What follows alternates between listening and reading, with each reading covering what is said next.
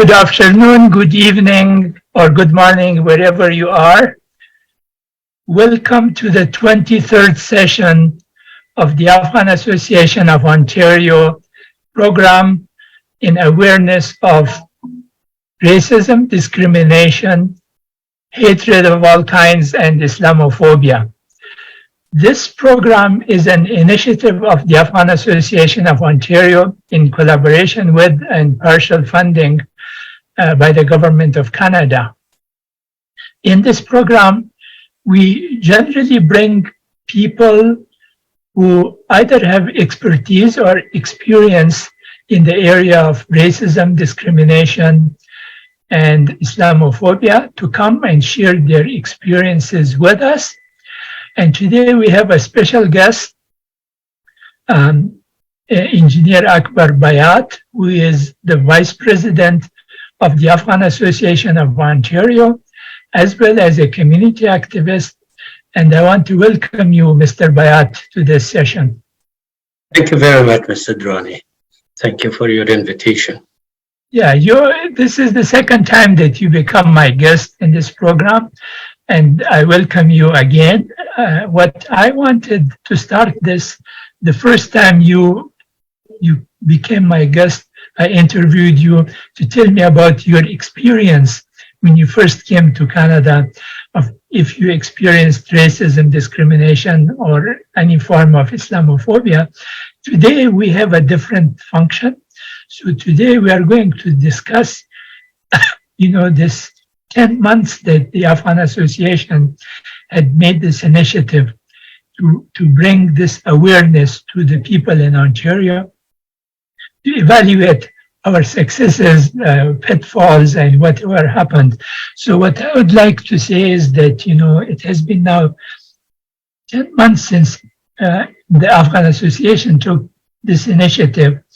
And so far, we have 22 sessions that we can claim credit for that we have done in this area. How will you assess this program, its finding, as well as the impact that it had on the Afghan community and other immigrant communities? Well, but first of all, thank you, Mr. Drani, for all these programs and interviews that you did in this regard. This was actually initiative by the Ministry of Multiculturalism and Heritage of Canada. And actually the reason for this program, what we applied, was to give awareness about the discrimination, hatred, also Islamophobia, racism, all these stuff. And one of the objective of the program was, in terms of awareness, was that the program should be, delivered to the member of the communities, because this program was actually started in 2019 or up to 2022, and the ministerial level, they researched somehow, and then after the research and consultation with some leaders in some communities, finally they came to the point that it should be now involve the communities in terms of awareness. Mm-hmm. And for that reason, in 2021, in the spring of 2021, we were encouraged, after I reviewed all the requirement of the program. So I was also interested that why we should not involve our community, mm-hmm. because we are also a smaller community compared to some other diverse communities in this country. So I found it quite useful, and we started to write the application, and we are lucky that we got the fund approved. And this, if I come back to your question, this 10 months, I was always, like all these 22 sessions that you mentioned, I was very, from my point of view, while I was following all those objective of the program, was quite useful, because this was not only for the Afghan community. What you did actually, interviews, was involve different communities from the different categories. The one which was religious group, the scholars, the experts, all of them different type of interview was done. And everyone was we try to give the message to the public, either it was Afghan community or other community. And to the extent that I was looking to the impact of the program, I should say that I didn't receive any criticism. While I was reading the comments, all those comments was quite positive and encouraging. But still, we need to do more. And I hope that one thing I was requesting that the community should get more involved, because all these programs of 22 sessions is recorded and it's loaded in the website of the Afghan Association of Ontario. If anyone wants to go further, to get further information, I found that those are quite useful and those are recorded and could be benefit of any multicultural society or multicultural communities. Thank you very much. And just to add to that, when we started this initiative, we also created a YouTube channel. And all these recordings have been posted on the YouTube channel. And what I can do is that here at the end of the program, I will put the link to the YouTube channel in the chat, so people who want to access and see that they can get to the YouTube channel and watch the old movies that are all put together in one place. All these interviews. You pointed out something about the diversity that we try to include in it. So we included actually from gender perspective. I invited women to participate. I invited women with hijabs and women without hijabs. I invited people of different ages. I invited people from different professions to participate. And I also invited people from different Muslim communities from different countries to participate, because this is not just an issue for the Afghan community. It's for all minorities, actually, because racism affects us all. Islamophobia affects us all. And it's good to invite people so that the mainstream people, as well as the minority groups in this country, all become aware of these issues and try to do certain things to reduce it. Obviously, to eliminate it will be next to impossible, but to reduce it and reduce its impact. Just to continue now, I just want to add that you're absolutely right. I guess I should mention that you use your expertise, and because you already know that all the objective and the directives of the program before we started this sessions, I think you start to be to equalize it between the gender too, and we are very proud that Afghan Association, and as well as you yourself, is always thinking about the equality in the genders. Thank you. Well, you are welcome. Now is the era of what they call it, DEI, diversity, equity, and inclusion. Absolutely. So I think in every facet of corporate citizenship and life, this is now, the trend, and we need to follow it ourselves and to implement it. Yes. So I would say that from our discussion so far, people are quite happy with the outcome, but I would like your perspective as the Vice President of the Afghan Association of Ontario. Are you happy with the results that we have achieved, and what can be done to do it better next time? That's a good question. I guess during this 10 months, in the past 10 months at least, I contacted twice with the people involved in the Ministry of Multiculturalism and Department of Heritage. And I explained the procedure that we followed that. Because as you see that even the application for this program was aimed that we should do through the media, actually we set up a platform for social media. And we actually succeeded, I think, with your help. I should appreciate your cooperation in this regard. That when I explained all these aspects back to the program officers, and they were quite positive and say that you're absolutely in the line of the application or combat for the program. That way, I guess I should say that we are quite successful, and the Afghan community, to the extent they were able to follow, they always listen to all those videos, and some of our members from the organization, from the board, they have given us some interviews. As I said before also, I did not receive any criticism or any negative comments about anything.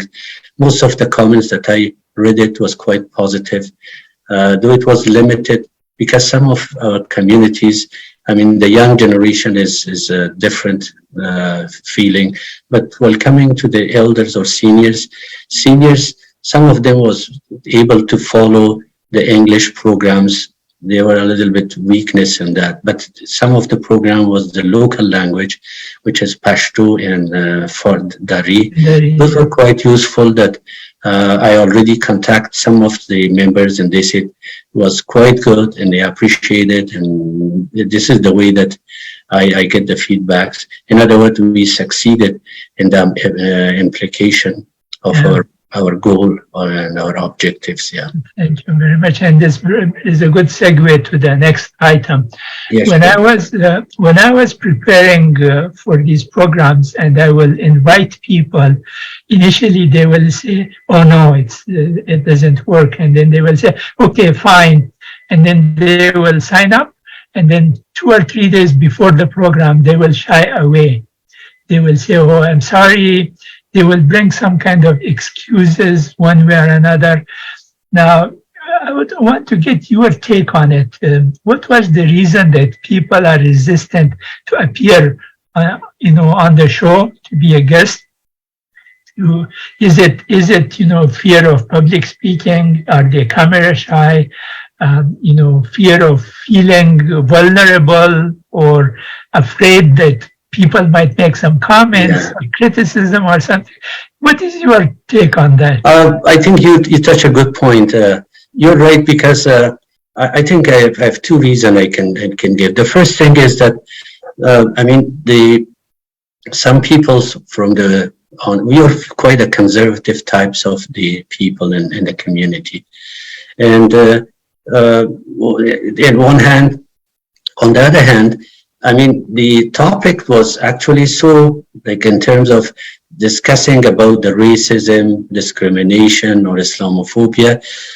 Honestly speaking, some of the people in the organization, in our community, exactly doesn't know the meaning of this and how to bring this for discussion in the public.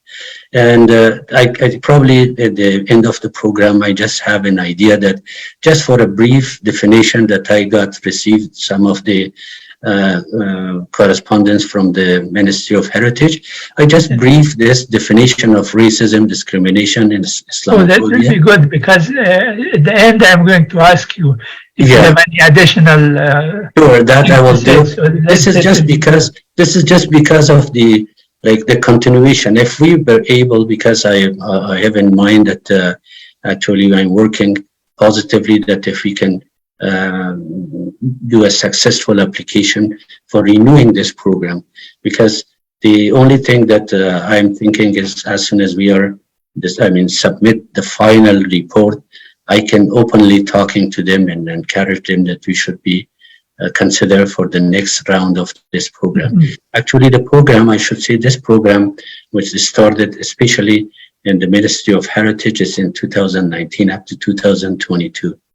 And right now, they have also anti-racism program newly that they established under the same directorate of the Heritage Ministry of Multiculturalism Heritage Department. And even the officers call me and say that since you are already involved in this, it's better to do an application for the continuation of this program. And it depends on how we can proceed and how we should. One thing is that we always try to, inform them that everything we did was publicly disseminated, and also we have all the record. These are the things which is quite positive. But I also like, on the other hand, we try to encourage our community. A lot of other people from the other communities, they were quite positive for the program that we have. But our community, as you're also part of the community, sometimes they're very reluctant to be like coming in the public and talking. There are some restriction, maybe in terms of language, or probably some other feeling that I cannot explain. Actually, there is a lot of knowledgeable people in our organization, but there are so many different activities going on in a small social organization that they are involved in their own activities, and sometimes they think that we are not interfering with others, this is not interference. This is just something for the benefit of the public as well as the whole community. We are not, categorizing that this is X or Y. This program was for every individuals, and we are quite happy that the partial fund which is provided by the government, and to give awareness, and we did our job to the extent in our capability. Yeah, well, thank you very much. Thank you. I just want to add here that the past 10 months when I interviewed many people, I want to bring a few items to summarize what I learned from this program and what people said. So in one interview, that I brought people from the law enforcement and interviewed them for this program. They had valuable lessons for the community members. And what they were saying, that public policy is determined by statistics. Mm-hmm. That's true. And the more incidents that happen are reported, the more the policymakers will be obligated to determine what is to be done about it. Exactly what the problem is. And they also said that the Muslim community in general, but the Afghan community in particular, is very hesitant to report. Yes. So for our audience, those people who hear this program, I would like to say, I would want to bring that, to refresh that whenever something like this happens, if you hear a racist slur, if people in the workplace make certain comments that are discriminatory, to report them to the authorities or to the Afghan Association, who will then take care with it. Or if there are Islamophobic comments, there are organizations, they can report it to their masjid where they visit, or to certain other organizations, and then those will be reported and registered as part of events that have happened. The other thing that they mentioned was also that collect as much document, but don't become a vigilante to fight it. That's right. Yes, absolutely. The first priority is to protect yourself, but collect as much information, whether you can take pictures or record the sound or whatever happens. So those will become part of the documents of reporting the incident. Absolutely. Yeah. I think these multicultural and racism initiative program that we started actually was offering enhancement support to the community and the capacity building for the project to promote diversity and inclusion for the more generally, as well as inter-community and interfeeding dialogues. So that's what we try to actually. I was quite happy with the way that you run the program. And every interview that we had, it actually we asking one of the dialogue that what is going on and what you're facing. Those are the things that, as you mentioned, is coming the base for a statistic, and those statistics in the community is helping us, because even this program, I mean, while you go back to the background of this program, initially they started to have some sort of, I mean, all these information for the talking to the peoples, and while they collect all the data, then they started to create this awareness and funded the communities to be more involved. The diversity of especially in the diverse society, they are believe that while all these things get together, the Canadian identity and this is where as a social is helping the social economy, and also is cohesion in terms of cohesiveness of the community. This is actually helping everyone in the society, and regardless of any gender or race or any other. This is very good. The other thing I want to share that I heard, especially the guests who came who had multinational experience. Exactly. They lived in Canada, but they lived in other countries also. And yes. This is something good. And they said that, well, Canada is more advanced in fighting racism and discrimination and Islamophobia, especially Islamophobia, compared to many other countries that we knew of. And so that was something very good. And some of the people that I interviewed, including yourself, you had not experienced direct Islamophobic or racist slurs in the workplace or in the community or in the marketplace or anywhere, which is good. I also would like to acknowledge that the government of Canada is actively working to reduce the impact of Islamophobia. That's true. In effect, they have now assigned a special representative to tackle the issue of Islamophobia. This lady from Montreal, who is several languages and has been a community activist, she has been appointed to that position. And I think that it will be a great positive step in making people aware and also to fight it so that the impact of such hatred that might exist in society is reduced.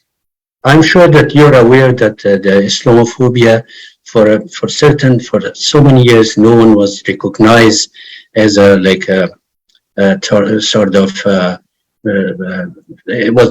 was no awareness about. And it's about 4 or 5 years that the even government of Canada officially considered that Islamophobia is a problem in our society, not in our society, the other countries, as we see examples what's happened in the United States, example happened in New Zealand, in other countries, which actually forcing the public forcing that they should recognize Islamophobia also one of the problems in this communities.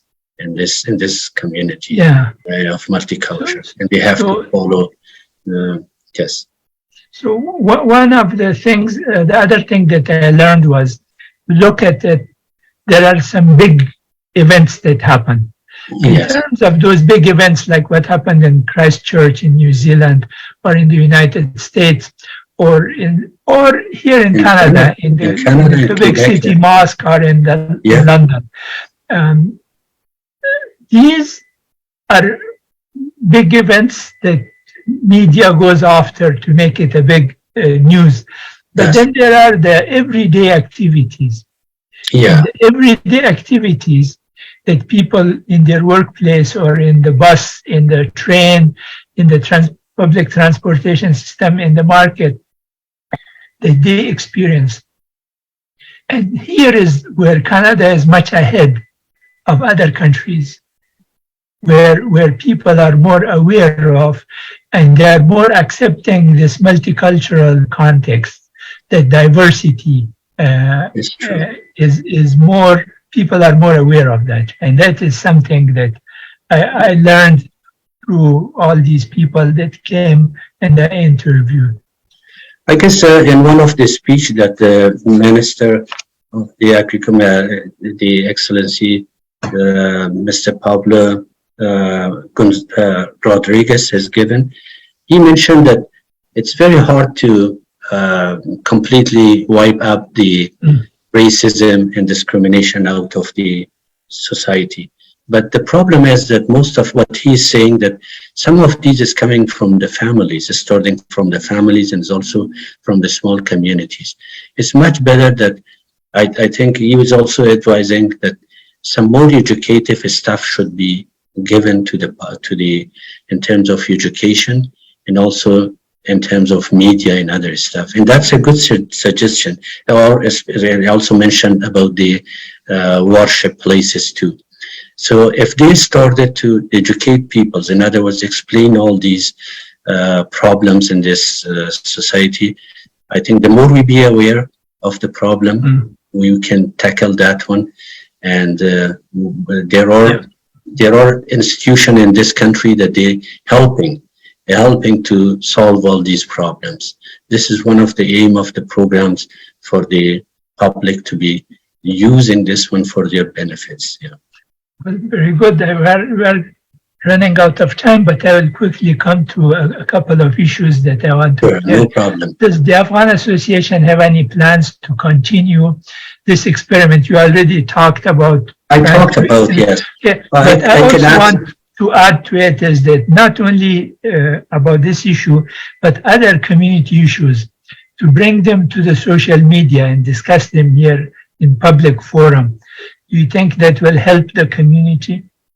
Well, for sure, because that's our aim. That's my wishes, that we can get those opportunities. In reality, I have already prepared another proposal for the seniors.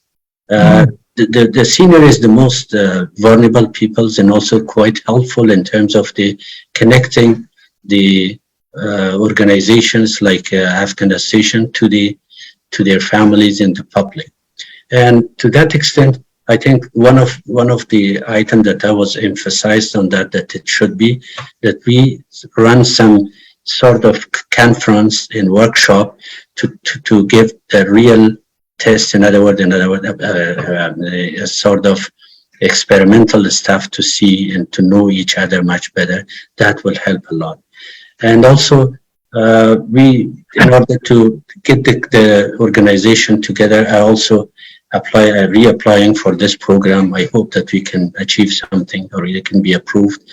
And meanwhile, I have, like, for a couple of years, there is, we do not celebrate the National Day of Afghans, or Afghan peoples, or Afghanistan. Yes, especially I should. So that one also, I made a proposal for Celebrate Canada, and I asked some funds for it, that we can celebrate a multicultural day as well as together beside the Canada Day, and that the closed date of the same date.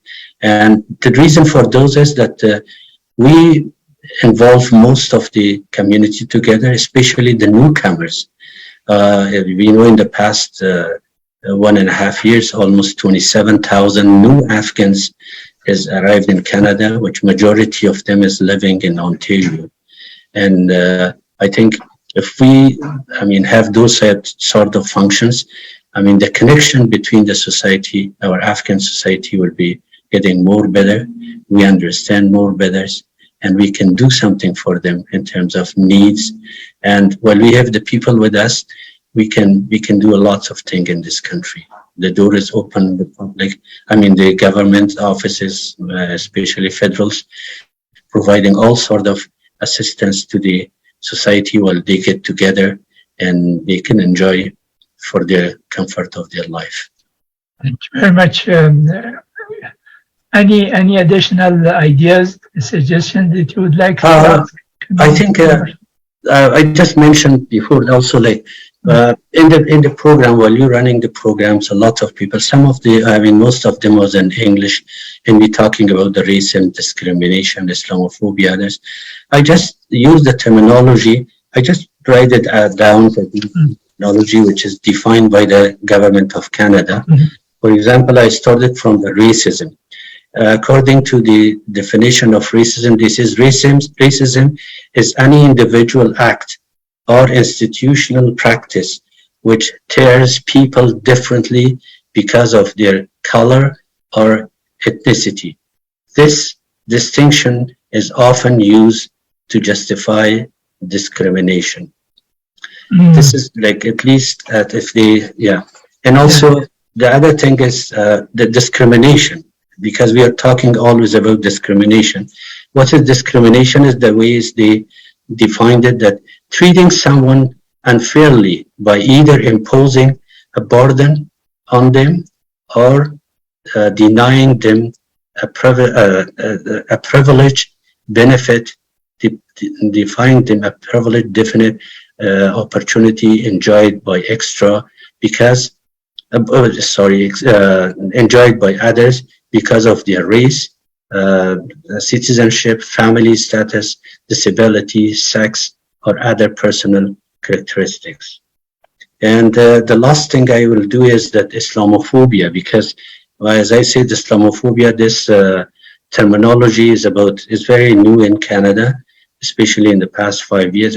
I'm not saying new in Canada, but it's recognized by the government of Canada.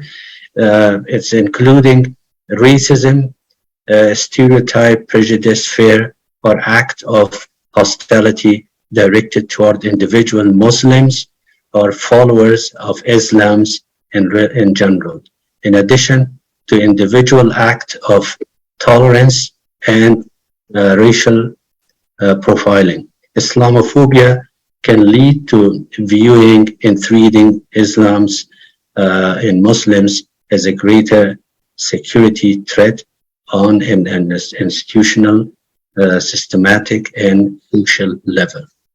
These are the things, sorry, I just read all these stuff with by definition in the terminology that the government of Canada is considering these stuff. So my point was that while we are facing these stuff, like if someone is discriminate any member of our community in terms of racism, discrimination, or Islamophobia, or hatred in terms of any kinds, they should inform especially this association. We are there, or there are also police and there are organizations that they can, the moment they inform them, they will take care of them and they will help them without any reaction. They should take the note and inform the authorities. Yeah. Thank you very much. Will it be possible that after the program is finished, maybe tomorrow or something, these definitions, if you go back to the recording and put it in the comments, so that people who might see, they will know this definition, will become part of our program? Absolutely, no problem. I just put in one of the comments. I will put all these definitions. Yeah, that would be good. I already included the link to the YouTube channel. Yes. So our time is up. I would like to say thank you for all the viewers who are viewing this program live, or those who will be viewing the replay. And I want also to acknowledge that this program is an initiative of the Afghan Association of Ontario and is done in collaboration with and partial funding by the government of Canada.